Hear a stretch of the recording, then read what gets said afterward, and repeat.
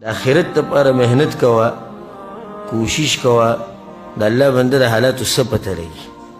نن ته به دې دنیا کې سبا له به نه یې، د ورځې تېرېږي، د شپې تېرېږي، نوی زړېږي، ماشوم بوډا کېږي، او دغه شان یو طریقه روانه ده، او پیړۍ تېرېږي، قومونه تېرېږي، زمونږ مشران لاړو، اوس چې دی زمونږ نمبر دی، او داسې یو ترتیب روان دی، او هر سړی د الله طرف ته روان دی، او دا نورې څوم نه دي.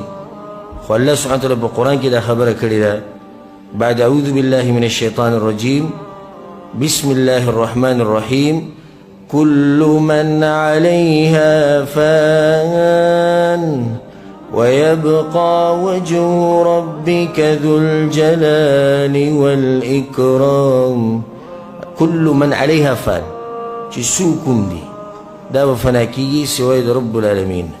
په دې څوک هم دي کې موت هم یو، صرف یو سیکنډ پې لږې به دې سترګو بندولو کې، والله العظیم یو سیکنډ، یو ټلیفون چې پلانې مړلې، قصه ختمه شو. په دې قصه ختمېدو کې ګوره دومره وخت نه لګي.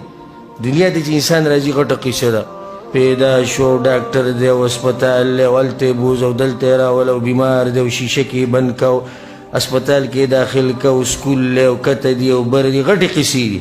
خو په تلو کې هېڅ هم نه لګي، صرف د اواز ته انتظار دی چې پلانې مړ دی.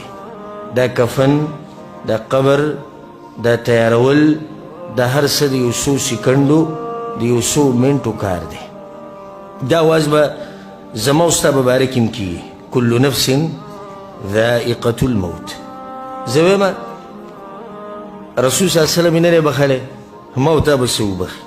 که دې مرګ چې ته څوک یې بخلی که پیغمبر صلی الله علیه وسلم یې بخلی، د هغې نه مخکې نور پیغمبران دي، هغې یې نه دي بخلي، صحابه کرام یې نه دي بخلي، علما یې نه دي بخلي، مجاهدین یې نه دي بخلي، رښتیني او نیکان خلک یې نه دي بخلي، مشران یې نه دي بخلي، کشران یې نه دي بخلي، ښځې یې نه دي بخلي، سړي یې نه دي بخلي، بیماران یې نه دي بخلي، روغ یې نه دي بخلي، ښکلي یې نه دي بخلي، بدرنګ یې نه دي بخلي، اوچت نسب والی نه دي بخلي، کمزوري نسب والی نه دي بخلي، مالدار یې نه دي بخلي، غریبانان یې نه دي بخلي، ملکانان او بچایان یې نه دي بخلي، فقیر او محتاج دا یې هم نه دي بخلي.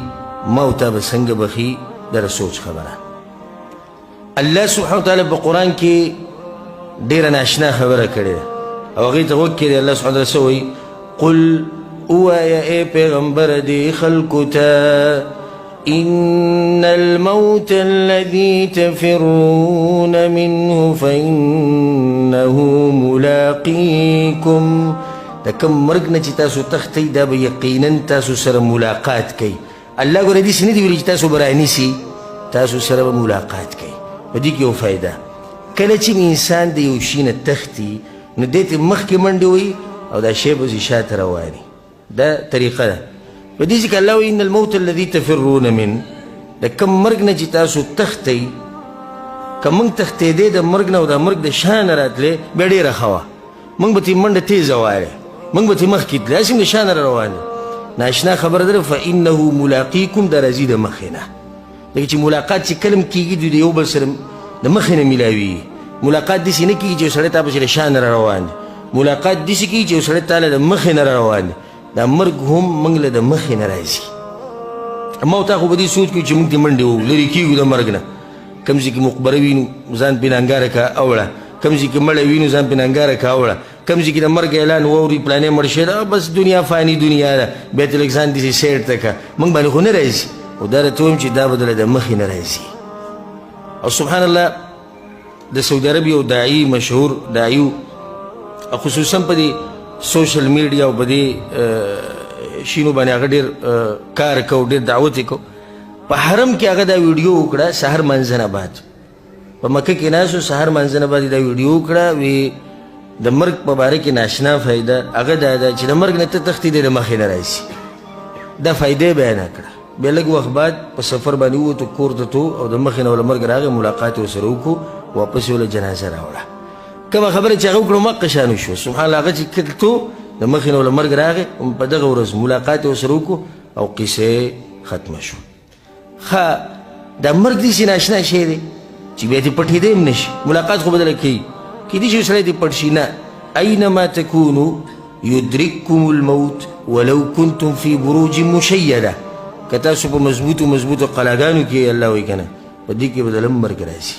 او که د دې مرګ نه څوک بچ کېدی شو او څه طریقه یې وې، د ساینسدانانو به جوړه کړې وه، د انګریزانو به جوړه کړې وه، د یهودو نصاراو به مخکې نه سوچ کړی و، خو دا د هېچا په لاس کې نشي سوای د رب العالمین. شاعر وایي هو الموت ما منه ملاذ ومهرب متى حط ذا عن نعشه ذاك يركب.